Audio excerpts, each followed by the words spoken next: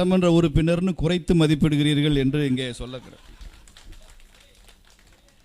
எனக்கு முன்னால் பேசின அக்கா சொன்னாங்க, அர்ஜுன் சம்பத் அவர்கள் எம்எல்ஏ ஆகணும். அவர் மந்திரியாகி எதிரிகளுக்கு சிம்ம சொப்பனமாக இருக்க போறாரு.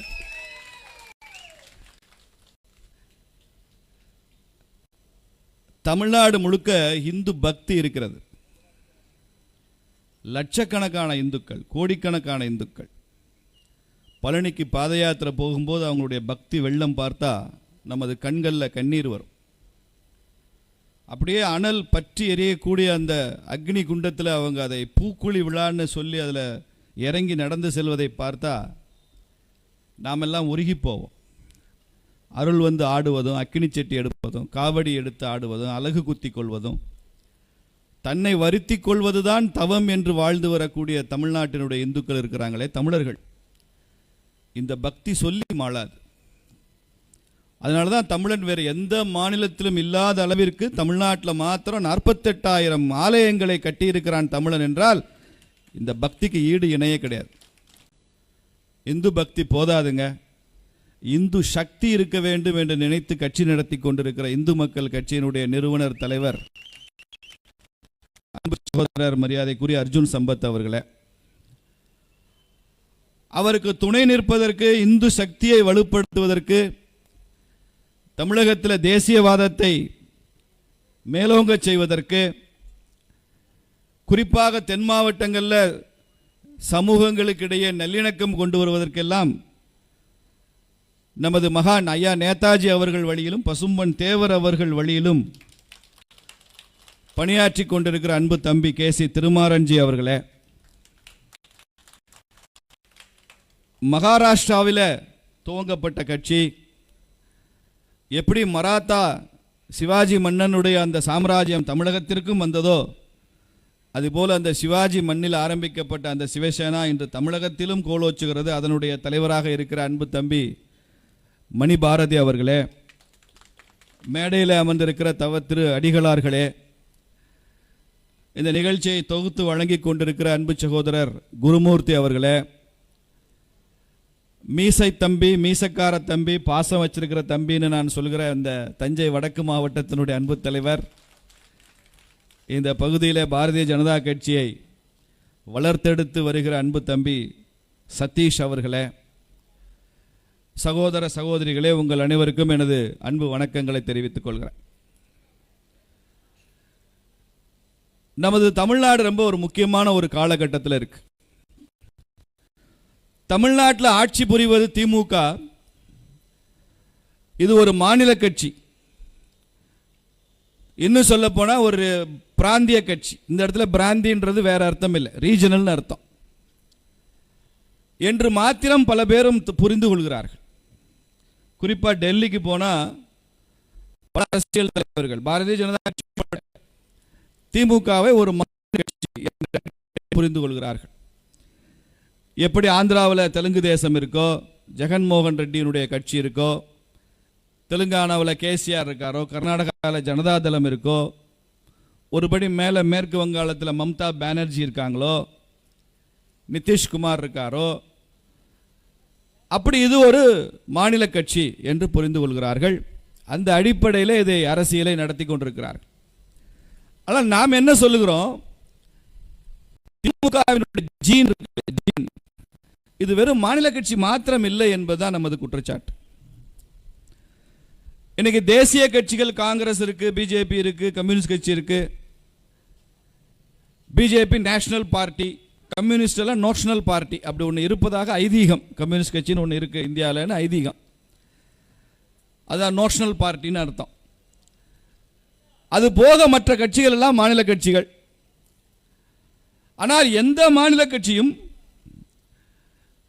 இந்தியாவில் இந்த தேசத்தினுடைய ஒருமைப்பாட்டை நிபந்தனையின்றி ஏற்றுக்கொண்டிருக்கிற கட்சிகள். மம்தா பானர்ஜி நமக்கு நேர் எதிர்முனையில் நின்று பணியாற்றுகிறவர் தான், வாக்கு வங்கி அரசியல் நடத்துகிறவங்க தான், தாக்குதல் நடத்துறவங்க, தேசியவாதிகள் மேல தாக்குதல் நடத்துறவங்க தான் மம்தா பானர்ஜி. ஆனாலும் இந்திய ஒருமைப்பாட்டை ஏற்றுக்கொண்டிருக்கிறார்கள். இந்துக்கள் மீது எந்த ஒரு வன்மமோ வெறுப்போ காழ்ப்புணர்ச்சியோ இல்லாத அவர்கள் பழித்து பேசுவதில்லை. குறிப்பாக சனாதனத்தை ஒழிப்போம் என்று தமிழ்நாட்டில் ஒரு அமைச்சர் பேசிய போது அதற்கான கண்டன குரல்கள் அவர்களது கூட்டணி கட்சியிலிருந்தே முதல்ல வந்தது. நாம கண்டிப்பது ஆச்சரியம் இல்லை, அங்கிருந்தே வந்தது. இது ஏன் இப்படியெல்லாம் பேசுகிறீர்கள் என்ற எதிர்ப்பு குரல்கள் அங்கே தோன்றின. திமுகவை ஒரு வித்தியாசமான ஒரு டிஎன்ஏ, ஒரு ஜீனாக பார்க்கணும். இவர்கள் ஆரம்பத்திலிருந்தே திமுகனாலே ஒரு anti Hindu, anti Hindi, anti Sanskrit, anti north, ultimately தங்களை தகவமைத்துக் கொண்டிருப்பதே பல பேருடைய எதிர்ப்பு. ஆன்டி பிராமின், இப்படித்தான் தங்களை தகவமைத்துக் கொண்டிருக்கிறார்கள். இது மாதிரியான ஒரு மாநில கட்சி வேற எங்கும் இல்லை. திரு அடிகளார் அவர்கள் எல்லாம் இங்கே பேசும்போது சொன்னார்ல, என்னென்னலாம் கோவில்களில் பிரச்சனை இருக்கு, பக்தர்களுக்கு பிரச்சனை இருக்கு. இதெல்லாம் ஏன் வருகிறது என்றால் அடிப்படையில் அந்த ஜீன்ல இருக்கிற பிரச்சனை தான். அந்த கட்சியினுடைய அவர்களது சித்தாந்த போக்கில் இருக்கிற பிரச்சனை தான். அதனால்தான் அவர்களால் மற்ற மதங்கள் அவர்களது பண்டிகைக்கு வாழ்த்து சொல்ல முடிகிறது, இந்துக்களின் பண்டிகைக்கு வாழ்த்து சொல்ல முடியல. பாரதிய ஜனதா கட்சியை வகுப்புவாத கட்சின்னு சொல்றாங்க. நாம எல்லா மத பண்டிகைகளுக்கும் வாழ்த்து சொல்றோம், எல்லா மதங்களையும் சமமாக மதிக்கிறோம், எல்லா மதங்களையும் ஏற்று போற்றுகிறோம். வாக்கு வங்கி அரசியல் நாம் செய்வதில்லை, மத அடிப்படையில் வாக்கு வங்கிகள் உருவாக்கக்கூடாது என்று சொல்கிறோம். அப்படி சொல்லுகிற கட்சி மதவாத கட்சி. நீங்க மெஜாரிட்டேரியனிசம் பேசுறீங்கன்னு சொல்றான். ஆனால் மத அடிப்படையில் வாக்கு வங்கி உருவாக்கி அரசியல் செய்கிற இந்தியாவில் உள்ள கட்சிகள் எல்லாம் செக்குலர் பார்ட்டிஸ் அப்படின்னு சொல்றாங்க. அதனால இங்கே இருக்கக்கூடிய சகோதர சகோதரிகளுக்கு நீங்கள் திமுகவை ஒரு மாநில கட்சியாக மாத்திரம் பார்க்காதீர்கள். இது இந்து விரோத கட்சி என்று வெளிப்படையாக பகிரங்கமாக நாம் பிரகடனம் செய்ய வேண்டிய நாள் இந்த நாள் என்பதை ஒத்துக்கொள்ளணும். இது சூரசம்ஹார மாநாடுன்னு பேர் வச்சிருக்கிறார் அண்ணன் அர்ஜுன் சம்பத் அவர்கள். பல பேருக்கு சொல்லக்கூட தெரியாது தமிழ்நாட்டில். சூரசம்சாரம்பா, சூரசம்சாரம், சூரசம்சாரம் அவங்களுக்கு என்ன தெரியுமா தானே சொல்ல முடியும். நமக்கு சம்ஹாரம் தெரியுது, சம்ஹாரம்ன்றோம். சிலருக்கு சம்சாரம் தான் தெரியுது, சம்சாரம்ங்கிறாங்க. சூரசம்சாரம், சூரசம்சாரம் இல்லைன்னே சூரசம்ஹாரம். ஞானப்பால் இல்லைன்னா யானை அப்படிம்பால, அது மாதிரி என்னதான் ஞானப்பால்னு சொன்னாலும் யானை யானைன்னு தான் சொல்ல வரும். புரியாது, முதல்ல இந்து சென்டிமெண்ட்ஸ் தெரியாது, இந்து தன்மை புரியாது. அப்படி அவங்க வளர்ந்து வரவில்லை. அதனால அந்த பிரச்சனை. அதனால தான் நாம் தமிழ்நாட்டில் கோவிலுக்கு போறது, தேவாரம் திருவாசகம் பாடுறது, மார்கழி மாதம் ஆண்டாள் திருப்பாவை சொல்றது, கந்தனுக்கு அரோகரான்றது, காவடி எடுத்து ஆடுறது எல்லாம் செய்வோம். இதெல்லாம் செய்யணும், விடக்கூடாது. ஆனால் பிளஸ் இதை தாண்டி என்ன வேணும்னா ஹிந்து பக்தி மாத்திரம் போதாது, ஹிந்து சக்தி வேண்டும் என்கிறது தான் அடுத்த 2 ஆண்டுகளுக்கு நமக்கான எழுச்சியாக இருக்கு. இந்து சக்தி இல்லைன்னா என்ன ஆகும்? உலகத்தின் மிகப்பெரிய இந்து கோயில் கம்போடியாவில் அங்கோர்வாட்டில் இருக்கு. விஷ்ணு கோயில் தான். நம்ம ஊர்ல இருந்து இருந்த சோழ மன்னர்கள் கட்டிய கோவில். அது பிரம்மாண்டமான கோயில். அந்த கோவிலை பார்ப்பதற்கே 60,000 ரூபா பேக்கேஜில் இங்கேருந்து டூரிசம் கூட்டிகிட்டு போகிறான். அந்த கோவில் 5 நாள் அந்த கோவில் ஆராய்ச்சி செய்து நமக்கு காண்பிக்கிறான். 60,000 பேக்கேஜ். போயிட்டு வரதுக்கு இன்னொரு 1 லட்ச ரூபா செலவழிச்சா அங்கோர்வாட்டை அங்குலமாக நீங்கள் பார்த்து விட்டு வரலாம். ஆனால் அங்கே விழாக்கள் இல்லை, பண்டிகைகள் இல்லை, உற்சவம் இல்லை, மூர்த்தி இல்லை. நீங்கள் போய் நின்று திறந்து விடுனா திறந்து விடுவாங்க, இல்லைன்னா பூட்டிட்டு போயிடுவாங்க கோயிலை. இது மாதிரி ஒரு லைவ்லி, ஒரு ஜீவனுள்ள ஒரு கோவிலாக நீங்கள் அங்கே பார்க்க முடியாது. ஏதோ மியூசியத்துக்குள்ளே போன ஒரு ஃபீல் தான் இருக்கும். உலகத்தின் மிகப்பெரிய ஆலயத்தை கட்டத் தெரிந்த இந்துக்களுக்கு கோவிலை கொண்டாடுகிற கூட்டமும் அங்கே இருக்க வேண்டும் என்கிற அடிப்படை அறிவில்லாத காரணத்தினால்தான் நாம் இவ்வளவு பெரிய ஆலயங்களை கட்டி அந்த இடத்துல ஜீவன் இல்லாமல் இருக்கிறோம். கோவிலை கட்டி பிரச்சனை இல்லைங்க, கோவிலை கட்டுவது அர்த்தம் இல்லை. கோவிலை கொண்டாடுகிற கூட்டம் இருக்க வேண்டும் என்பதுதான் பாரதிய ஜனதா கட்சியோ ஆர்எஸ்எஸோ இந்து முன்னணியோ இந்து மக்கள் கட்சியோ சொல்லுகிற விஷயம். கோவில் இருந்து கோவிலை கொண்டாடுகிற கூட்டம் இல்லைன்னா என்ன ஆகும்? திமுக தான் ஆட்சிக்கு வரும். அங்க ஒரு வாட்டு மாதிரி தான் இங்கேயும் நடக்கும். இப்போ அங்கொன்றும் இங்கொன்றுமா நடந்துட்டு இருப்பது மொத்தமாக நடக்கும். ஏன்? நமக்கு அந்த பிரஜை இல்லை. இந்த பகுதியில் இருப்பவர்களெல்லாம் பல பேர் விவசாயிகள். உங்களுக்கு புரிவதற்காக நான் ஒன்று சொல்லுகிறேன். இந்த வருஷம் நம்ம நாகப்பட்டினத்தில் டெல்டாவில் அந்த டெயில் எண்டில் எல்லாம் கூட சாகுபடி செய்யணுமா, நெல் பயிரிடணுமா, என்ன பயிரிடணும், இதெல்லாம் எதை வைத்து கொண்டு முடிவு செய்கிறோம்? மேட்டூர் அணையினுடைய நீர்மட்டம் என்ன என்பதை தெரிந்து கொண்டு தான் முடிவு செய்கிறோம். டெல்டாவில் விவசாயம் செய்கிற ஒரு விவசாயி மேட்டூரில் என்ன நீர்மட்டம் இருக்குது, எவ்வளோ தண்ணி வருது, எத்தனை கியூபிக் ஃபீட் வருது, இதெல்லாம் பார்க்காமல் அவர் அதெல்லாம் செய்கிறதில்லை. அவருக்கு தெரியும் அங்கே 120 அடி தண்ணி இருந்தால் என்ன பண்ணணும், 60 அடி தான் தண்ணி இருந்தால் என்ன செய்யணும், வெறும் 40 அடிக்கு தான் தண்ணி இருக்குது, கர்நாடகாவில் டிஎம்சி தண்ணி வரலைன்னா என்ன பண்ணணும்னு தஞ்சாவூரில், நாகப்பட்டினத்தில், திருவாரூரில் நன்றாக தெரியும். இது மேட்டூர் அணையினுடைய நீர்மட்டத்தை வைத்து விவசாயம் தீர்மானிக்கப்படுவது போல நம்ம நாட்டில் அது காவல்துறையோ அரசாங்கமோ பத்திரிகைகளோ அரசியல் கட்சிகளோ எதை வைத்து அரசியல் இந்துக்களுடைய உணர்வு மட்டம் எவ்வளவு இருக்குன்றதை வச்சுதான் தீர்மானிக்கிறாங்க. இந்துக்களுடைய உணர்வு மட்டம் அதிகமாக அதிகமாக நமக்கான ஆதரவு சூழல் அங்கே அதிகமாகும். நமக்கு உணர்வு மட்டம் குறைய குறைய, மேட்டூரில் நீர்மட்டம் குறைஞ்சா எப்படி அங்கே நெல் போட மாட்டானோ அது மாதிரி இந்துக்களுடைய உணர்வு மட்டம் குறைஞ்சா நமக்கு ஆதரவான அரசியல் இருக்காது, நமக்கு ஆதரவான தீர்ப்புகள் வராது, நமக்கு ஆதரவா காவல்துறை இருக்காது. இது எதை இயற்கை. நீ காவல்துறை போலீஸ் ஸ்டேஷனுக்கு வர்றன்றது முக்கியம் இல்லப்பா, உன் பின்னால எத்தனை பேர் வர்றான்றதான் அந்த இன்ஸ்பெக்டர் பார்ப்பாரு. அந்த அக்கா மாத்திரம் ஸ்டேஷனுக்கு போறாங்க, அந்த அக்கா பின்னால வர்றதுக்கு 5 பேரோட இல்லைன்னா ஒரு எஃப்ஐஆர், இன்னும் 1000 எஃப்ஐஆர் கூட வரும். ஆனால் அக்கா மேலே எஃப்ஐஆர் போட்டு திண்டுக்கல் ஸ்டேஷனுக்கு கூட்டிகிட்டு போனால் அக்கா பின்னால் 500 பேர் வருவான்னா ஒரு எஃப்ஐஆர் கூட இல்லைக்காது, எல்லாம் குவாஷ் ஆகிடும், எல்லாம் குவாஷ் ஆகும். ஜனநாயகம்ன்றது it's a game of numbers. எண்ணிக்கை தான் ஜனநாயகம், எண்ணிக்கை தான் ஜனநாயகம். நரேந்திர மோடி பலவீனப்பட்டுட்டாருன்னு சொல்கிறாங்க. எப்படி பலவீனப்பட்டாரு? அவர் நல்ல ஆஜானுபாவாக இருக்கார். ஒரு 10-20 சீட்டு குறைஞ்ச உடனே பலவீனப்பட்ட ஆட்சின்னு பேச ஆரம்பிக்கிறான். எவ்வளவு ஃப்ராடு பாருங்க. எண்ணிக்கை, கேம், நம்பர். இன்னைக்கு திமுக என்ன பெரிய முறையில் பூஸ்டர், 40க்கு 40 ஜெயிச்சிட்டோம். அப்படி ஒரு எண்ணம் அவனுக்கு இருக்கிறதுனால தான் திரும்ப திரும்ப அப்படி எல்லாரையும் கைது பண்ணு, எல்லாரையும் கூண்டால போடு, எல்லாருமே வழக்கு போடு. அர்ஜுன் சம்பத் சொன்னார், தினசரி ஏதாவது ஒரு மாவட்டத்தில் 3 பேர் 5 பேர் மேலே வழக்கு, ரிமாண்டு ஏதாவது ஒன்று நடந்துகிட்டே இருக்கு. சட்ட ரீதியான சிக்கல்களை நாம் தொடர்ந்து சந்திக்க வேண்டிய அவசியம் உருவாகுது. என்ன காரணம்? இந்துக்களுக்கான உணர்வு மட்டம் மிகவும் குறைவாக இருக்கிறது. இந்த உணர்வு மட்டத்துக்கு ஏற்ற மாதிரி எல்லாம் நடக்கும். சேலத்தில் அப்போ கருணாநிதி அவர்கள் ஆட்சி, ராமர் படத்துக்கு என்னவெல்லாம் அவமரியாதை செய்ய முடியுமோ செய்து ஒரு ஊர்வலம் நடத்தினாங்க. அப்போ சேலத்தில் ராமசாமின்னு ஒரு பெரியவர் இருந்தார். சேலம் ராமசாமின்னு ஒரு இந்து உணர்வு மிக்க ஒரு பெரியவர், இயக்கமெல்லாம் இந்துக்களுக்காக நடத்தியவர். ஒரு வழக்கு தொடுக்கிறார் நீதிமன்றத்தில்.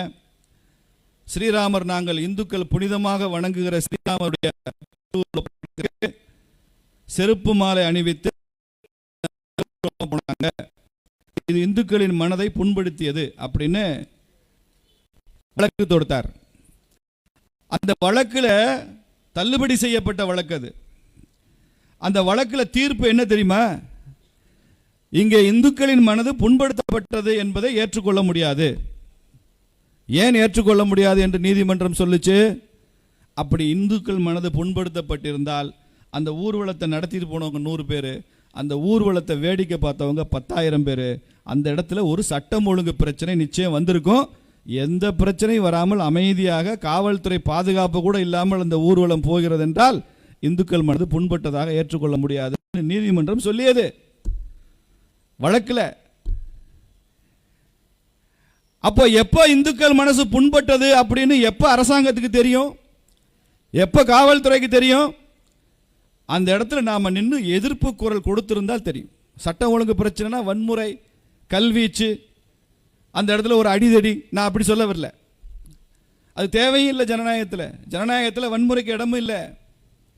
ஆனால் அந்த இடத்துல ஒரு எதிர்ப்பு குரல், அந்த இடத்துல முதல் நாளே காவல் நிலையத்துக்கு போய் இதை நடத்த நீங்க அனுமதிக்க கூடாது என்கிற ஒரு குரல், இது எங்கள் மனதை புண்படுத்தும் ஒரு பெட்டிஷன், இல்லை இதை நீங்கள் நடத்தக்கூடாது நீதிமன்றத்தில் போய் ஒரு வழக்கு, தடை ஆணை வாங்க வேண்டிய ஒரு வழக்கு.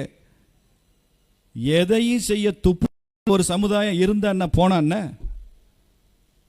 எதுவுமே செய்ய மாட்டோமா? நான் வாழ்ந்த காலத்தில் இந்துக்களுக்கு எதிரான அநீதியை நான் தடுக்க முடியவில்லை என்பதல்ல, நடக்கட்டும். இந்து விரோதங்கள் இருக்கிறப்ப எல்லாம் நடக்கட்டும், தப்பில்லை. என்னைக்கோ ஒரு நாள் நம்ம காலம் வரும். ஆனால் நான் வாழும் காலத்தில் நான் அதை எதிர்த்தேன் என்ற வரலாறு பதிவு செய்யப்பட வேண்டுமா வேண்டாமா? என் கண்ணு முன்னால் நடந்ததை நான் வேடிக்கை பார்க்கவில்லை. என் கண்ணு முன்னால் நடந்த அக்கிரமத்தை நான் சகித்து கொண்டிருக்கவில்லை. ஒற்றை ஆளாகவோ கூட்டமாகவோ நான் சென்று அதை எதிர்த்தேன், அதை எடுக்க முயற்சி செய்தேன், அதற்கான முயற்சிகளையும் நான் மேற்கொண்டேன். அப்படி ஒரு வரலாறு என்னைக்காவது இருக்கா? இப்ப இருக்க ஆரம்பிச்சிருக்கு. இந்த எண்ணத்தை உருவாக்குவதற்கு தான் இன்னைக்கு நாட்டில் பெரிய கஷ்டமா இருக்கு. இது தேவை, திரும்ப திரும்ப தேவை. இல்லைன்னா வெறும் பஜனையும் கோஷமும் கோவிந்தாவும் அரோகராவும் ஹரஹர மகாதேவா மாத்திரம் தமிழ்நாட்டினுடைய இந்துக்களை காப்பாற்றாது. இந்த இந்து சக்தியை எப்படி கொண்டு வர வேண்டும் என்பதை அடிகளார்களும் ஆதீனங்களும் தவத்திரு செய்யணும். அதுக்காக ஸ்ட்ராட்டஜி உருவாக்கணும். எப்படி மதமாற்றம் நடக்கக்கூடாது என்பதை பற்றி, இந்துக்கள் எண்ணிக்கை குறையாமல் இருக்க வேண்டும் என்பதை பற்றிய வியூகங்கள் அமைக்கப்பட வேண்டும். சாதாரண மக்கள் மத்தியில் எப்படி ஏழ்மையை பயன்படுத்தி மதமாற்றம் நடக்கிறது என்பதெல்லாம் பொதுவெளியில் பேசப்பட வேண்டும். அந்த தன்மான எண்ணத்தை உருவாக்கணும். நான் இந்துவா பிறந்தேன், இந்துவா வாழ்வேன், நான் இந்துவா தான் செத்து போவேன், அதான் என் தன்மானம் என்கிற எண்ணத்தை ஒவ்வொரு இந்து மனசுலையும் ஆணி அடிச்ச மாதிரி பதிய வைக்க வேண்டும் என்றால் இந்து சக்தி வரணும். இல்லைன்னா என்ன ஆகும்? காஷ்மீர் நல்லா தானே இருந்துச்சு. எத்தனை ஆயிரம் கோவில்கள் இருந்தது காஷ்மீரில். வைஷ்ணவ தேவி ஆலயம் இருந்ததில்லை. ஒரு சினிமா ரோஜான்னு ஒரு படம் மணிரத்னம் எடுத்தார். அந்த படத்தில் வைஷ்ணவ தேவி கோவில் காமிப்பான். போய் ஒரு தேங்காய் உடைப்பாங்க. டம்முன்னு தேங்காய் உடைச்சோடனே ஒரு 50 போலீஸும் மிலிட்டரி துப்பாக்கி கூட வந்துடுவாங்க, ஏதோ குண்டு வெடிச்சிருச்சு அப்படின்னு. தேங்காய் உடைச்சாலே தேங்காய் உடைக்கிற சத்தம் குண்டு வெடிக்கிற சத்தம் மாதிரி. அமர்நாத் யாத்திரைக்கு நிம்மதியாக போக முடியாது. என்ன காரணம்? என்ன காரணம்? நமது பகுதிகளை பற்றி அக்கறை நமக்கு இல்லை என்றதான காரணம். அப்போ இதையெல்லாம் புரிந்து கொண்டு இருப்பதற்கு தான் இந்து மக்கள் கட்சியை தவிர, இந்து முன்னணியை தவிர, தவிர வெறும் பக்தியை சொல்லி போகக்கூடாது என்றுதான் நான் ஆசைப்படுகிறேன். நாம பக்தி தான். விவேகானந்த சாமி சொல்றாருல, விவேகானந்த சாமி ஐரோப்பாவிலிருந்து பாம்பனுக்கு வர்றாரு கப்பல்ல, இலங்கையிலிருந்து வர்றாரு. அப்போ 1897 ஜனவரி மாதம் 26ஆம் தேதி இப்போ பாம்பனில் இறங்குறாரு. பாம்பனில் மிகப்பெரிய வரவேற்பு. சேதுபதி மகாராஜா போய் அவரை வரவேற்கிறார். அந்த கூட்டத்தில் சுவாமிஜி பேசுகிறாருங்க. விவேகானந்தர் 4 ஆண்டு காலம் அமெரிக்கா, ஐரோப்பா, இலங்கை எல்லாம் சுற்றிட்டு எல்லா இடத்துலையும் இந்து தர்மத்தை பறைசாற்றி விட்டு வரும்போது இந்திய மண்ணில் கால் மிதித்த உடனே அவர் சொன்ன முதல் வார்த்தை என்ன தெரியுமா? இந்து இளைஞர்களுக்கு நான் ஒரு அறைகூவல் விடுக்கிறேன். இன்னும் 50 ஆண்டு காலத்திற்கு நீங்கள் வழிபடுகிற அத்துணை தெய்வங்களுக்கும் ஓய்வு கொடுத்து விடுங்கள். சொல்றது சன்னியாசி, இந்து சன்னியாசி சொல்றாரு, அத்துணை தெய்வங்களுக்கும் ஓய்வு கொடுத்து விடுங்கள். இன்னும் 50 ஆண்டு காலத்திற்கு நாம் வழிபடக்கூடிய ஒரே கடவுள் பாரத அன்னை மாத்திரமே இருக்கட்டும், வேற யாரும் வேண்டாம். அப்ப சிவன், விஷ்ணு, பார்வதி, முருகன் கொஞ்சம் ரெஸ்ட் கொடுங்க, கொஞ்ச நாளைக்கு. பாரத அன்னையை மாத்திரமே வழிபடுங்கள். 50 ஆண்டு காலம் இந்து இளைஞர்கள் பாரத அன்னை மாத்திரம் வழிபட்டால் இந்த நாட்டில் எப்படிப்பட்ட மாற்றம் ஏற்படுகிறது என்பதை பாருங்கள்னு விவேகானந்தர் சொன்னார். சொன்னது 897, கரெக்டாக 50 வருஷம் கழிச்சு 1947 இந்தியாவுக்கு சுதந்திரம் வந்ததா இல்லையா? விவேகானந்தர் சொன்ன அந்த 50 ஆண்டுகளை கூட்டினா 47 சுதந்திரம் வந்தது. விவேகானந்தர் பாரத அன்னையை அப்படி வழிபடுங்கள்னு சொன்னதுக்கு அப்புறம் தான் வாஞ்சிநாதன் திருநெல்வேலி சீமையில் அவன் ஆரம்பித்த இயக்கத்திற்கு பாரத மாதா சங்கம் என்று பெயர் வச்சான். ஏன்னா விவேகானந்தர் சொல்லியிருக்கிறார்ன்றதுனால தான். விவேகானந்தர் பாரத மாதாவை வழிபடுங்கள் என்று சொன்ன பிறகுதான் வாவேசு ஐயரும் சுப்பிரமணிய சிவாவும் பாரத அன்னைக்கு ஆலயம் அமைக்க வேண்டும் என்று தீர்மானித்தார்கள்.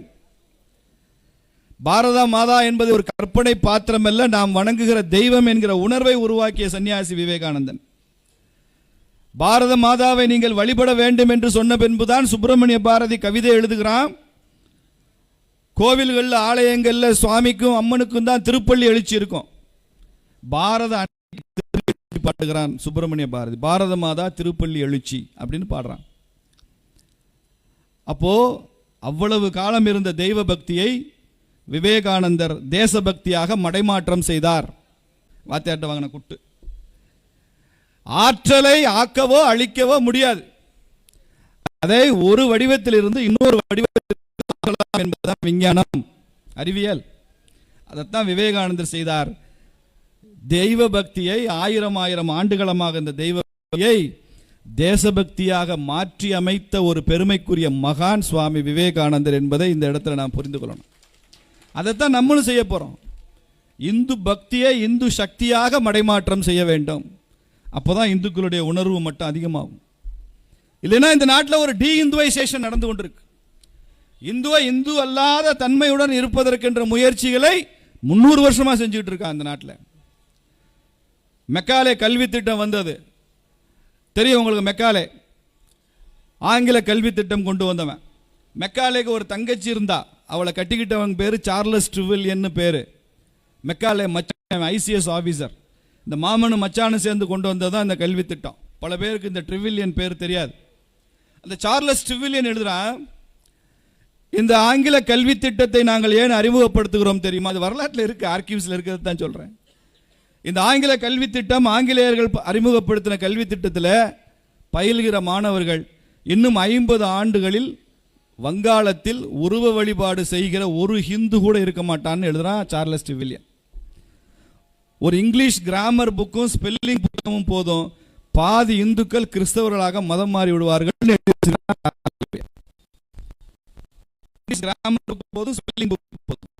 இவனை டி இந்துவைஸ் பண்ணிடலாம். இப்போ அதெல்லாம் ரொம்ப வேண்டாங்க. சார்லஸ் ட்ரிவில்லியன் புத்தகம் கொடுத்தெல்லாம் இன்னைக்கு அதெல்லாம் பண்ண வேண்டிய கஷ்டம் இல்லை. ஒரு குவார்டர் டாஸ்மாக்ல ஒரு குவார்டர் கோழி பிரியாணி கொடுத்தா போதும், இன்னைக்கு நீ என்ன சொன்னாலும் நான் வர தயாரா இருக்கிற நிலையில நமது இந்துக்களுடைய உணர்வு மட்டும் இருக்கு. சும்மா ஒரு குவார்டர் கொடுத்தா போதும், ஒரு கோழி பிரியாணி கொடுத்தா போதும், நீ என்ன சொன்னாலும் கேட்பேங்கிற இடத்துல நாம் போய் நிற்கிறோம். அதனால நமக்கு முன்னால் இருக்கிற சவால் இது. நம்ம எதிரிகளை பற்றியே நம்ம பேச வேண்டாம். நமக்கான உணர்வு மட்டம், நமது உடம்புல இம்யூனிட்டி அதிகமான எப்படி நோய் கிருமிகள் நம்மை தாக்காதோ அது மாதிரி இந்துக்களுடைய உணர்வு மட்டத்தை கூட்டுவதற்கு வேலை செய்யுங்க. இந்து பக்தி மாத்திரம் போதாது, பக்தியை தக்க வைப்போம், பக்தியை அதிகப்படுத்துவோம், ஆனால் சக்தியை அதிகப்படுத்துவோம் என்று நாம் பேச வேண்டும். இல்லாவிட்டால் இவங்களுக்கு தீர்ப்பு மாற்றி தான் எழுதப்படும். என் பள்ளியில் வெளிநாட்டிலேருந்துலாம் பல நண்பர்கள் கேட்குறாங்க, தமிழ்நாட்டில் எத்தனை பெர்சன்ட்டுங்க இந்துக்கள்னு கேட்குறான். 85%ங்க, குறைஞ்சது 85% இந்துக்கள் இருக்கிற ஒரு ஸ்டேட்டில் எப்படிங்க இந்து விரோத ஆட்சி நடக்குதுன்னு பேசுறீங்கன்னு கேட்குறான். புரியல அவங்களுக்கு. 85% இந்துக்கள் தானேங்க. ஆமாம், இப்போ எப்படிங்க இந்து விரோத ஆட்சி? இல்லை, 85% இந்துக்கள் தாங்க. எல்லாத்தையும் கூட்டினீங்கன்னா தான் 85 வருமே தவிர தனித்தனியாக பார்த்தா 85 வராதுங்க. 3%, 2%, 1.5% தான் இருக்கும். தேவர் 10% இருப்பார், கவுண்டர் 4% இருப்பார், நாடார் 3% இருப்பார், செட்டியார் 2% இருப்பார், பிள்ளைமார் 10% இருப்பார், பட்டியல் சமுதாயம் ஒரு 15% இருக்கும், நாயுடு இருப்பார், யாதவ் இருப்பார், வன்னியர் இருப்பார், அப்படி தனித்தனியாக இருப்பாங்க. இது எல்லாத்தையும் கூட்டினீங்கன்னா 85 வரும். கூட்ட விடணும் இல்லை, கூட்டணுன்ற எண்ணம் இருக்கணும் இல்லை. நாம் எல்லாம் கூட்டினா 85% நம்ம எதிரிக்கு தெரியுது, அது நமக்கு தெரியணும் இல்லை. அதுக்கு தான் இந்த இந்து பக்தி உருவாகும், இந்து சக்தி உருவாகும். கூட்டினா நாம் 85% தெரியணும். இந்து பக்தி இந்து சக்தி என்பது ஏதோ ஜாதியை மறந்துவிட்டு இந்து ஒற்றுமை இல்லை, ஜாதியை அழித்து விட்டு இந்து ஒற்றுமதி இல்லை, ஜாதியை அழிக்க வேண்டிய அவசியம் இல்லை. ஜாதி உணர்வு தேவைதான், அதுவும் இல்லாட்டி ரொம்ப சீக்கிரமா அழிஞ்சிருப்போம் என்னைக்கோ. அதை கடந்து செல்ல வேண்டும் என்பதுதான் இந்து சக்தி. ஜாதியையும் கடந்து, beyond cost, it's not against cost. Hindu unity is not against cost system, it is beyond cost system. அதையும் தாண்டி போய் இந்து ஒற்றுமை பேசும். நாமெல்லாம் நாடார்தாயா, நாமெல்லாம் வன்னியர்தாயா, நாமெல்லாம் கவுண்டர்தாயா, நாமெல்லாம் முக்குளத்தோர்தாயா, நாமெல்லாம் பட்டியல் சமுதாயந்தாயா, நாம பிள்ளைமார்தாயா, நாம யாதவ்தாயா, இதெல்லாம் உண்மைதாயா. ஆனா நாமெல்லாம் இந்துயா அப்படின்னு சொல்ற ஒரு காலம் வருது இல்ல, அன்னைக்கு இந்து உணர்வு மட்டும் அதிகமாகும். இதெல்லாம் தான் அந்த பெருமையெல்லாம் நமக்கு வேணும். ஆனால் அதை கடந்தும் போக வேண்டும் என்பதுதான் இந்து சக்தியினுடைய ஆரம்பம். அப்படி இல்லைன்னா நம்மளை ஏறி மேய்ஞ்சிட்டு போயிடுவான். It's a global conspiracy. நீங்க ஏதோ திமுக மாத்திரம் குறை சொல்லிட்டு போகாதீங்க, கம்யூனிஸ்ட் மாத்திரம் குறை சொல்லாதீங்க. இவங்க ஏதோ அரசியல் கட்சி தேர்தலுக்கு வர்றாங்க, ஓட்டு வாங்குறாங்க, எம்எல்ஏ இருக்காங்க, மந்திரியா இருக்கிறாங்க, போங்க, நாளைக்கு ஓட்டை மாற்றி மக்கள் போட்டால் ஆட்சி போச்சு அவங்களுக்கு. பட் இந்த இந்துக்களுக்கு இருக்கிற அந்த அபாயம் இருக்குல்ல, இது இட்ஸ் a global conspiracy. இதுக்கு பின்னால் ரொம்ப பெரிய திட்டம் இருக்கு. 140 கோடி மக்கள் அதில் ஒரு 10-15% தவிர 80-85% இந்துக்கள். இவ்வளவு பெரிய தேசம் ஒரு மதத்தை, ஒரு ஆன்மீக வழிபாட்டை, ஒரு தர்மத்தை பின்பற்றி 1000 ஆண்டா 5000 ஆண்டா 10,000 ஆண்டுகளாக வாழ்ந்து வருகிற ஒரு சமுதாயம் உலகத்தில் எந்த நாட்டிலும் இல்லை, எந்த நாகரிகத்திலும் இல்லை. இது பல சக்திகளுக்கு இது ஒரு பெரிய அச்சுறுத்தலாக இருக்கு. இவ்வளவு பெரிய பவர், இவ்வளவு பெரிய நம்பர், இவ்வளவு பெரிய ட்ரெடிஷன், இவ்வளவு நீண்ட பாரம்பரியம், இதெல்லாம் இன்னைக்கு பெரிய உலகளாவிய பல சக்திகளுக்கு இது பெரிய அச்சுறுத்தலாக இருக்கு. அதனால இதை எப்படியாவது ஒழிச்சிடணும்னு நினைக்கிறாங்க. ஜாதிய ஒருமைப்பாட்டை குலைச்சிடலாம், மதத்தை சொல்லி குலைச்சிடலாம், மொழியை சொல்லி குலைச்சிடலாம், ஆற்றுல தண்ணி வரலன்னு சொல்லி 2 மாநிலங்களுக்கு புகையில உருவாக்கிடலாம், போரை உருவாக்கிடலாம், மனித உரிமையை சொல்லலாம், எதையாவது சொல்லி இந்த நாட்டை, ஒற்றுமையை, இதனுடைய வளர்ச்சியை சீர்குலைத்து விட முடியும் என்கிற சக்திகள் உலகத்தில் நிறைய இருக்கு.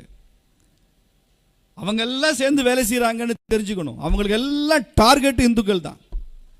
நாம தான் அவங்களுடைய டார்கெட். Of course soft target. சிங்க வேட்டைக்கு போக வேண்டிய அவசியம் இல்லை, மான் வேட்டைக்கு போகிற வேலை தான் அவனுக்கு. We are very soft. ஒரு இந்துவா ரியாக்ட் பண்ண மாட்டான், ஒரு இந்துவா ஓட்டு போட மாட்டான். அதுதானே பிரச்சனை. இந்துவா ஓட்டு போட்டான்னா பிரச்சனை ஒரே நாளில் முடிஞ்சிருச்சு. இந்துக்கள் ஜாதிக்கு ஓட்டு போட்டிருக்கான், இந்துக்கள் கட்சிக்கு ஓட்டு போட்டிருக்கான், இந்துக்கள் சின்னத்துக்கு ஓட்டு போட்டிருக்கான், இந்துக்கள் சினிமா நடிகர்ன்றதுனால ஓட்டு போட்டிருக்கான், இந்துக்கள் இவர் தான் என் தலைவர், இவரை தலைவராக ஏற்றுக்கொண்டேன் என்பதற்காக ஓட்டு போட்டிருக்கான், இந்துக்கள் பணம் வாங்கிட்டு ஓட்டு போட்டிருக்கான், இந்துக்கள் டாஸ்மாக் சாராயம் வாங்கி கொடுத்தா ஓட்டு போட்டிருக்கான். இப்படி இந்துக்கள் இப்படி தான் ஓட்டு போட்டிருக்கானே தவிர, இந்த 2026 நாம உறுதிமொழி எடுப்போங்க, இந்து நினைச்சு ஓட்டு போடுற ஒரு தேர்தல் வரட்டும், ஒரு தேர்தலில் இந்துவா ஓட்டு போட. அட 75 வருஷமா தானே இந்த நாசமா போன இந்து எல்லாத்துக்கும் ஓட்டு போட்டியே. ஜாதிக்கு ஓட்டு போட்ட, கட்சிக்கு ஓட்டு போட்ட, சின்னத்துக்கு ஓட்டு போட்ட, சினிமாக்காரனுக்கு ஓட்டு போட்ட, சின்னத்தனமா ஓட்டு போட்ட, ஒரு 500 ரூபா கொடுத்தா ஓட்டு போட்ட, 150 ரூபாய்க்கெல்லாம் ஓட்டு போட்ட. இந்துக்காக, இந்து தர்மத்துக்காக, இந்த முருகனுக்காக, இந்த அரோகராக்காக, இந்த சுவாமி மலையை காப்பாற்ற வேண்டும் என்பதற்காக ஒரு தடவை ஓட்டு போடுறா நீ இல்லையா? உன் காவடி இல்லையா அது? இந்த எண்ணம் ஏன் வரவில்லை என்பதுதான் கேள்வி. அதுக்கு தான் இந்து சக்தி வரணும்னு சொல்றோம். ஓட்டு போடுங்க. இந்து ஒற்றுமை என்பது, இந்து சக்தி என்பது எந்த மதத்திற்கும் எதிரானதல்ல. விவேகானந்தர் சிகாகோல கேட்கிறாங்க, இந்து மதத்தில் சகிப்புத்தன்மை எப்படி இருக்குன்னு கேட்கிறாங்க. விவேகானந்தர் பதில் சொல்றார், அமெரிக்காவில் இந்து மதம் சகிப்புத்தன்மை அற்ற மதம்ங்கிறார். சகிப்புத்தன்மை இல்லாத மதம் இந்து மதம். கேட்கிறவன் ஆச்சரியம், எப்படிங்க சகிப்புத்தன்மை இல்லைன்னு வெளிப்படையா மைக்கில் பேசுறீங்களே, ஆன் ரெக்கார்டு சொல்றீங்களே, எங்ககிட்ட டாலரன்ஸ் இல்லை. விவேகானந்தர் சொல்றாரு, முதல்ல நீ சகிப்புத்தன்மைனா என்னன்னு அதுக்கு வரையறைய சொல்லு, டிஃபைன் பண்ணு அப்படிங்கிறார். சகிப்புத்தன்மைனா என்ன?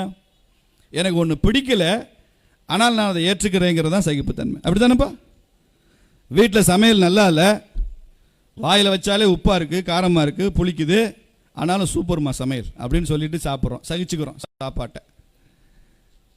கையில் ஒரு பெரிய ஆறாத காயம் இருக்குது, வலிக்குது, சீல் கட்டி இருக்கு, அந்த வலியை நான் சகிச்சுக்கிறேன். எனக்கு பிடிக்கல அந்த காயம் இருக்கிற, சீக்கிரம் ஆறணும்னு நினைக்கிறேன், அந்த காயம் இருக்கக்கூடாதுன்னு நினைக்கிறேன், ஆனால் சகிச்சுக்கிறேன். இப்போ நான் மைக்கில் பேசிக்கிட்டே இருக்கேன், நீங்கள்லாம் சகிச்சுக்கிறீங்க, வேறு வழி இல்லை. அர்ஜுன் சம்பத் பேசுகிற வரைக்கும் இவன் விட மாட்டான் போல் இருக்கு.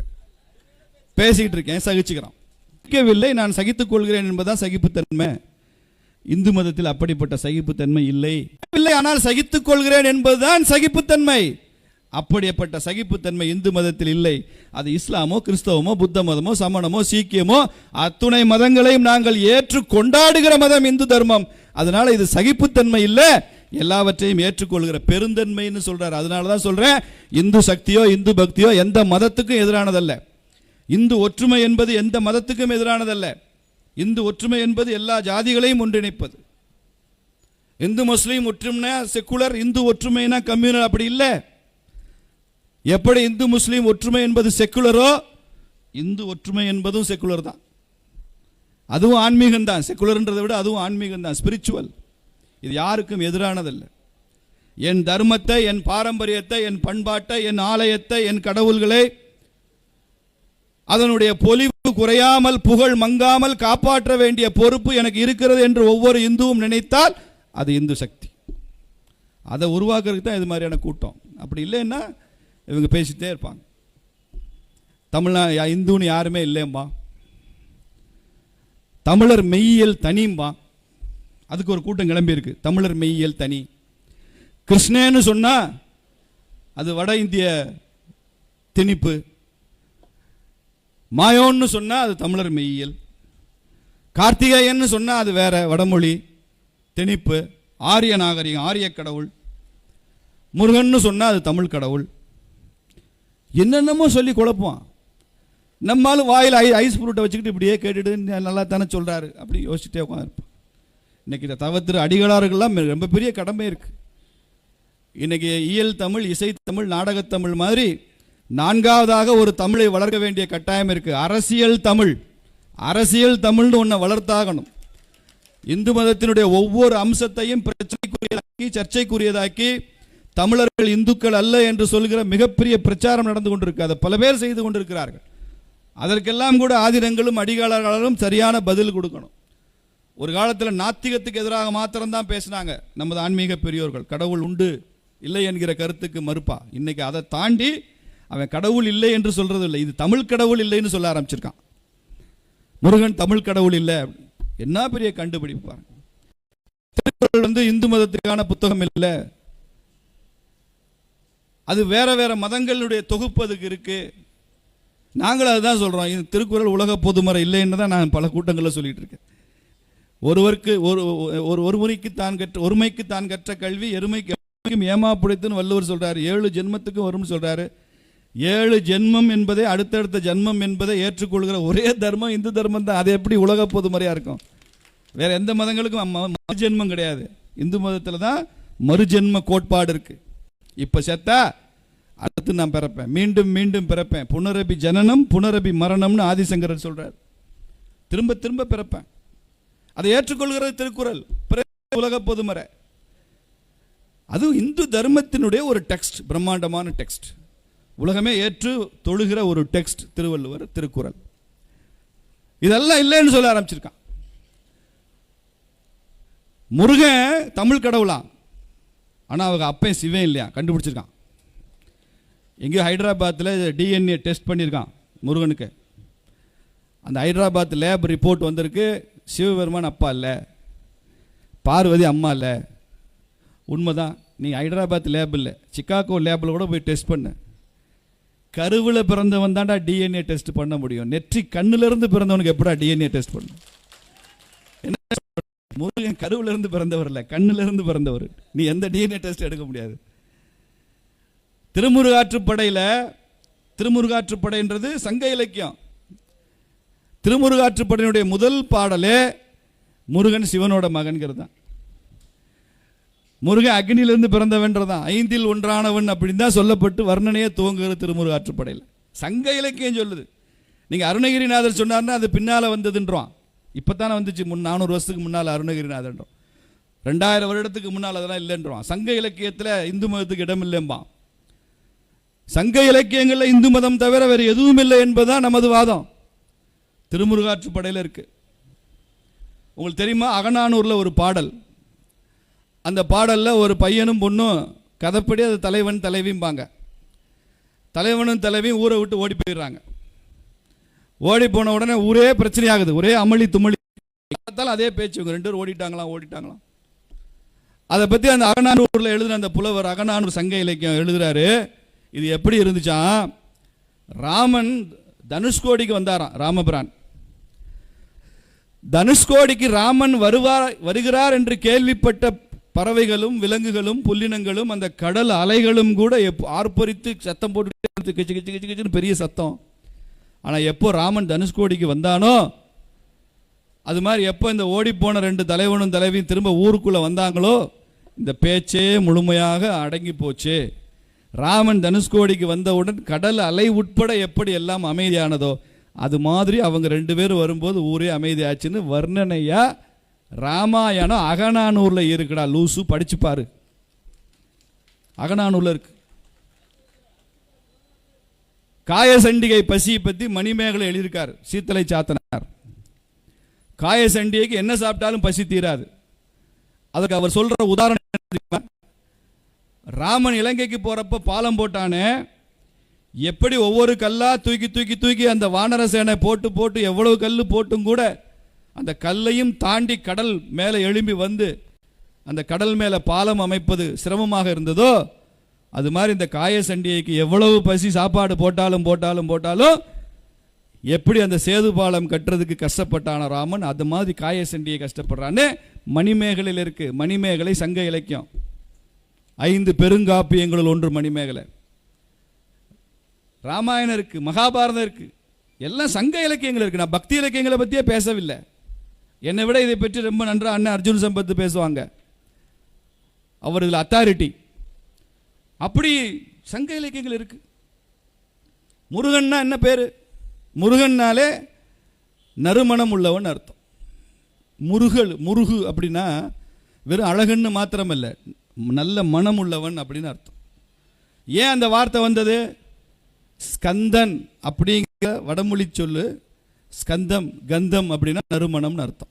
இப்பயுமே நீங்கள் வீட்டில் வந்து இதெல்லாம் பண்ணுறீங்கன்னா அந்த கந்தம் எடுத்து வைப்பீங்க. கந்தம், சுகந்தம், தர்பயாமி அப்படிலாம் சொல்லுவாங்க. கந்தம்னா நறுமணம், கந்தம். அந்த ஸ்கந்தம்ன்ற வார்த்தை ஏன் வந்துச்சுன்னா, ஸ்கந்தன் அப்படின்னா என்ன அர்த்தம் தெரியுமா உங்களுக்கு? முருகனுடைய சிறப்பு பாருங்க.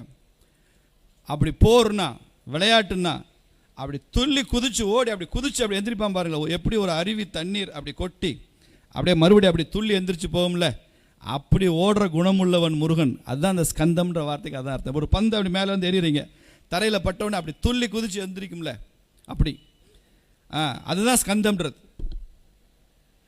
எதிராளி தன்னிடம் வரும் வந்து கத்தியை நீட்டுற வரைக்கும் காத்திருப்பவன் அல்ல முருகன்.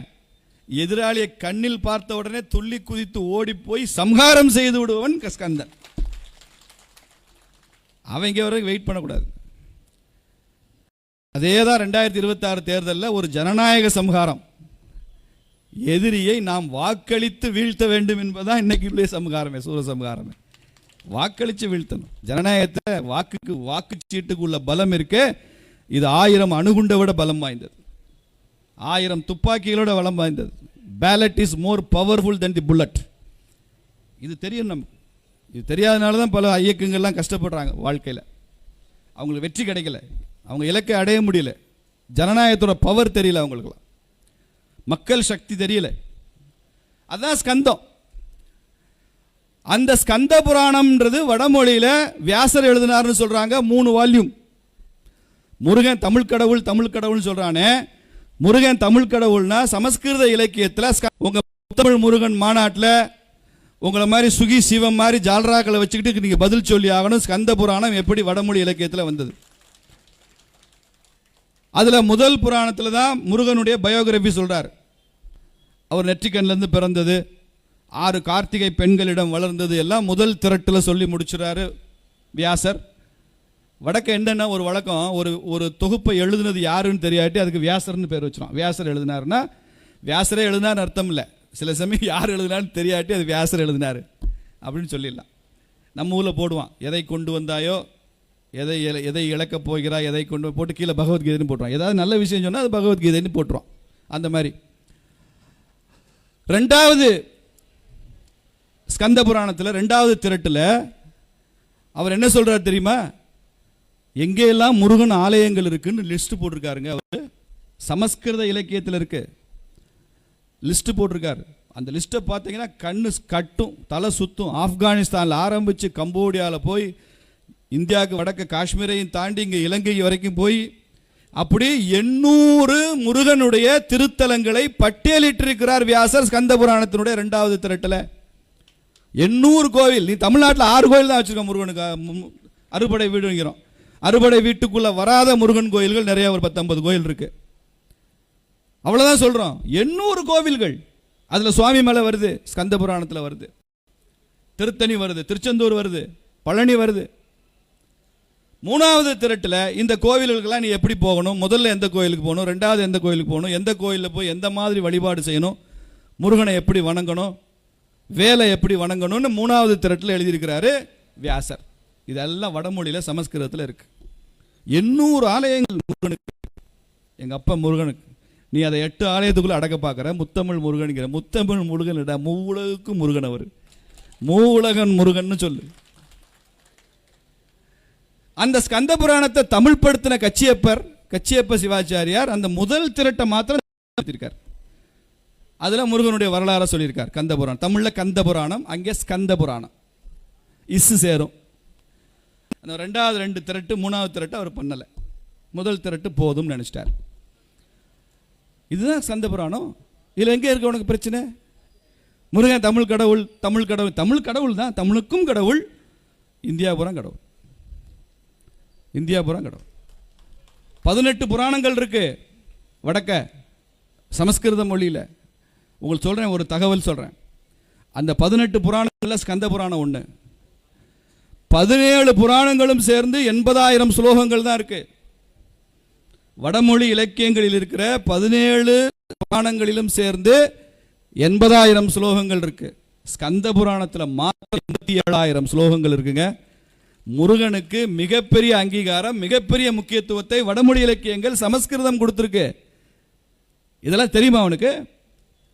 மகாகவி காளிதாசர் எந்த மொழியில் பாட்டு எழுதினாரு? சமஸ்கிருதம். தமிழில் ஒரு சினிமா வந்திருக்கு, மகாகவி காளிதாசன். உஜ்ஜைனில் இருந்தவன், ஆடு மேய்ச்சவன், காளி அவன் நாக்கில் எழுதினதுக்கப்புறம் மகாகவியாக மாறினவன். அவர் எழுதின மிகப்பெரிய இலக்கியம் குமார சம்பவம். சாகுந்தலம் எழுதியிருக்கான், ரகுவம்சம் எழுதியிருக்கான், மேகதூதம் எழுதியிருக்கான். அதற்கு இணையாக மிகப்பெரிய சமஸ்கிருத இலக்கியம் குமார சம்பவம். குமார சம்பவம் என்ன கதை? முருகனோட பிறப்பு, வளர்ப்பு, சூரபத்மனை வதம் பண்ண வரைக்கும் அந்த கதைக்கு பேரு குமார சம்பவம் பேரு. எழுதினவன் காளிதாசன், தமிழன் இல்லை. கேரளாவில் சுப்பிரமணியங்கிற பேர் தான் ரொம்ப பிரபலம். ஆந்திராவில் போனீங்கன்னா சுப்பா நாயுடுன்னு பேர் கேட்டிருக்கீங்களா? சுப்பா ரெட்டின்னு பல பேர் வச்சிருப்பான், பார்த்துருக்கீங்களா? ஆந்திராவில் சுப்பானா என்ன? சுப்பிரமணி, முருகன் பேர். நீ முருகன் வச்சிருக்கேன், அவன் சுப்பா ரெட்டின்னு வச்சிருக்கான், சுப்பா நாயுடுன்னு வச்சிருக்கான். முருகன் பேர் தான் அது. கர்நாடகாவுக்கு போனால் அங்கே எல்லாமே குமாரசாமின்னு பேர் வைப்பான். முருகனுக்கான பேரெல்லாம் குமாரசாமின்னு பேர் வச்சா அதுக்கு முருகன் பேருன்னு அர்த்தம். குமார் என்ற வார்த்தை இந்திய மொழிகளில் எந்த மாநிலத்தில் இருந்தாலும் அது நமது முருகனை குறிக்கிற சொல் என்பதை இந்த கூட்டத்தில் நான் இங்கே பதிவு செய்கிறேன். குமார்னு பேர் வச்சா முருகன். பீகாரில் முதலமைச்சர் நிதிஷ்குமார் முருகன் பேர் வச்சிருக்கான். அந்தால புகழ்பெற்ற ஹிந்தி நடிகர் திலீப் குமார் முருகன் பேர் வச்சிருக்கிறார். குமார் எங்கே பேர் வச்சாலும் முருகன் பேர் தாங்க. அப்போ ஒரு பேன் இண்டியன் காட் முருகன். இதை தாண்டி அடுத்த உதாரணத்துக்கு போகிறேன். இப்போ இருக்கிற கிரேக்கத்தில், அந்த கிரேக்க நாட்டுக்கு கீழே ஒரு தீவு இருக்கு. அதுக்கு பேர் கிரீட்னு பேர், CREET, கிரீட். அந்த தீவில் ஒரு சாமி கும்பிட்றான். கிரேக்கர்கள், அவனுக்கு இந்து மதம் தெரியாது, புராணம் தெரியாது, ஸ்கந்த புராணம் தெரியாது. அவன் கும்பிட்ற சாமி கையில் வேல் வச்சிருக்கு. அந்த வேலுக்கு கீழே சேவல் இருக்கு. அது மோனாஸ்ங்கிறான். அந்த கோயிலுக்கு பேர் மோனாஸ் அப்படிங்கிறான். மோனாஸ், முருகன்கிற வார்த்தை மருவி அவன் மொழியில் அது மோனாஸ்ன்னு மாறி போச்சு. இப்போ அந்த கோயிலில் விபூதி தான் பிரசாதம். அழகு குத்திக்கிறான். காவடியை வேற ஸ்டைல் எடுத்துக்கிட்டு ஆடுறான். கிரீட் நாட்டிலும் கிரேக்க நாட்டிலும் முருக வழிபாடு இருக்கிறது என்பதை பழனியில் நடக்கிற மாநாடு அதை புரிஞ்சுக்கணும். அப்போ இந்தியன் முருகன் என்பவன் பேன் தமிழ் காட் மாத்திரம் இல்லைங்க, pan Indian god. Pan Indian god மாத்திரம் இல்ல, பேன் வேர்ல்டு காட். உலகம் தழுவிய கடவுள், உலகம் தழுவிய கடவுள் என் முருகன். அவனை போய் சின்ன கண்டெய்னரில் ஒரு சுகி சிவத்தோட வச்சு அடைக்க பார்க்குறீங்க. எப்படி? உங்களுக்கு ஜால்ரா போடுறதுக்கு ஒரு கூட்டம், அவங்களா வச்சுக்கிட்டு ஆய்வு கட்டுரை. என்ன ஆய்வு கட்டுரை? உங்கள் ஆய்வு கட்டுரையில் ஒவ்வொரு கருத்தையும் இதே சுவாமி மலையினுடைய பொது மேடையில் வச்சு அதை ஸ்க்ரூட்டினி பண்ணி அதெல்லாம் விவாதிக்க நாங்கள் தயார். நீங்கள் பொது மேடையில் விவாதிக்க தயாரா? பொது மேடையில் நீங்கள் சொல்கிற ஒவ்வொரு கருத்தையும் விவாதிக்க நாங்கள் தயாராக இருக்கோம். யாரோ உங்களுக்கு ஆட்சிக்கு அடிவரடிகளாக இருக்கவங்களை வச்சுக்கிட்டு நீங்கள் ஒரு கூட்டம் நடத்தி, கருத்தரங்கு நடத்தி, முருகன் தமிழ் கடவுள், தமிழர் மெய்யியல் தனி, தமிழன் தனி, இந்து மதம் தனி, இப்படி பேசுவதற்கு அல்ல. இது அல்ல தமிழர் மெய்யியல். இந்தியாவில் தமிழர் மெய்யியல், கேரளாவுக்கு மெய்யியல், ஆந்திராவுக்கு தனி மெய்யியல் அப்படிலாம் கிடையாது. ஒட்டுமொத்த பாரத தேசத்திற்கும் ஒரே மெய்யியல் தான் தர்மம். இது தர்மத்தின் அடிப்படையில் உருவான தேசம். அது தமிழ் அறம்னு சொல்றோம். தமிழ் அறம்னு சொல்றோம். ஒட்டுமொத்த பாரத தேசத்துக்கும் புரிகிற வார்த்தைனா தர்மம்னு சொல்லுவோம். தர்மம் நம்ம இணைக்கும். எது நம்மை தாங்குகிறதோ அது தர்மம், எது நம்மை இணைக்கிறதோ அது தர்மம், எது நம்மை நீடித்து வாழ தர்மம். மூணு குவாலிட்டி இருக்கு, மூணு functions. Dharma is one which unites us, one which holds us, one which sustains us. நம்ம தாங்கிறது தான் தர்மம். அதனால தான் புதுக்கோட்டை பக்கத்தில் ஒரு ஊர் உருவாச்சு, அறந்தாங்கி. அறம்னாலே தாங்கிறது, அதனால அறந்தாங்கின்னு பேர் வச்சுட்டான். எவ்வளோ முன்னோர்கள், நம்ம முன்னோர்கள் எவ்வளோ ஷார்ப்பாக இருந்திருக்காங்க. அறந்தாங்கி, அறம் என்றால் நம்மை தாங்குவது. இந்த அடிப்படையில் தான் நமது முன்னோர்கள் சிந்தித்தார்களே தவிர பிரிவினைவாத அடிப்படையில் சிந்திப்பதில்லை. வட இந்திய கோவில்களில் விபூதி இருக்காது, குங்குமம் இருக்கும். நம்ம ஊரில் முருகன் கோயிலில் விபூதி இருக்கும். அவள் நம்ம ஊரில் வேற மாதிரி பண்ணுறோம். நீங்கள் தஞ்சை பெரிய கோயில் கட்டினா ராஜராஜ சோழன், அங்கே சுப்பிரமணியர் சன்னதி யார் கட்டினா? மராத்தா கிங்டம் தான் வந்து கட்டினாங்க. அங்கே விநாயகர் சன்னதி யார் கட்டினா? விஜயநகர எம்பையர் வந்து கட்டினாங்க. நாயக்கர்கள் ஆட்சி காலத்தில் தான் ராஜராஜ சோழன் கட்டினது சிவனுக்கு மாத்திரம்தான். அந்த தஞ்சை பெரிய கோயிலில் விநாயகருக்கு சன்னதி எப்போ வந்துச்சு? நாயக்கர் ஆட்சி காலத்தில் வந்துச்சு. அங்கே சுப்பிரமணியர் சன்னதி எப்போ வந்துச்சு? மராத்தா மன்னர்கள் காலத்தில் வந்துச்சு.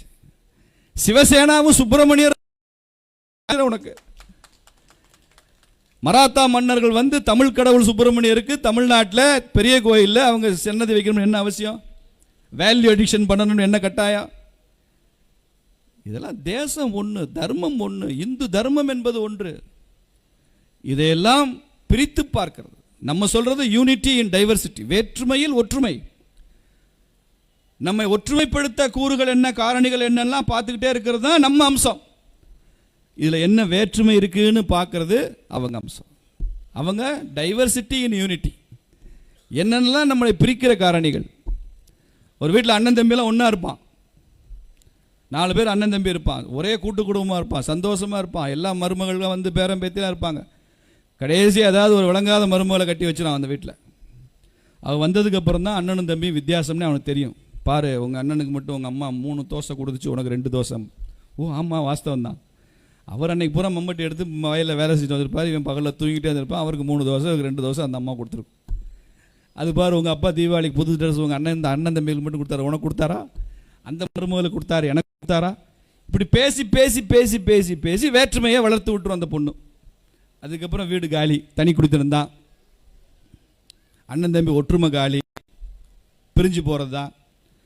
அப்போ ஒரு கூட்டு குடும்பத்தில் வேண்டாத மனநிலை உள்ள ஒரே ஒரு நபர் அந்த கூட்டத்தில் புகுந்தால் கூட அந்த குடும்பம் எப்படி சிதைவடைகிறதோ அப்படி இன்னைக்கு எல்லாம் தனித்தனி, இது தனி அது தனி, இது அல்ல, ஒன்று அல்ல, 2 அல்ல.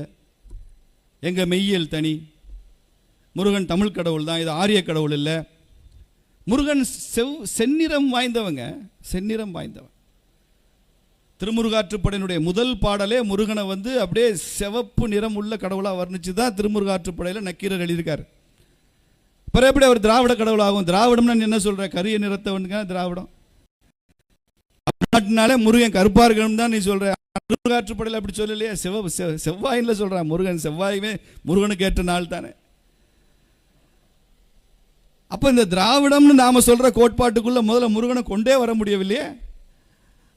ஏன்னா அது தர்மத்தின் அடிப்படையில் உருவான கடவுள், சிவபெருமானுடைய நெற்றிக்கண்ணிலிருந்து உருவான ஒரு கடவுள். எதிரிகளை சூரசம்ஹாரம் செய்வதற்கான உருவாக்கப்பட்ட ஒரு இளைஞர் தேவ சேனாதிபதி. அவனை வைத்துக்கொண்டு, அந்த முருகனை வைத்துக்கொண்டு தமிழ்நாட்டில் ஒரு அரசியல் விளையாட்டை விளையாட வேண்டாம் என்பதைத்தான் நாம் இந்த மாநாட்டின் மூலமாக நாம் இங்கே சொல்லுகிறோம். பொதுவெளியில் இந்த முருகனை வச்சுக்கிட்டு விளையாடாதீங்க. அந்த விளையாட்டு 2026 எங்களுக்கு சாதகமாக அமையப் போகிற விளையாட்டாக மாறிவிடும். பாரத் மாதா கி. நன்றி, வணக்கம்.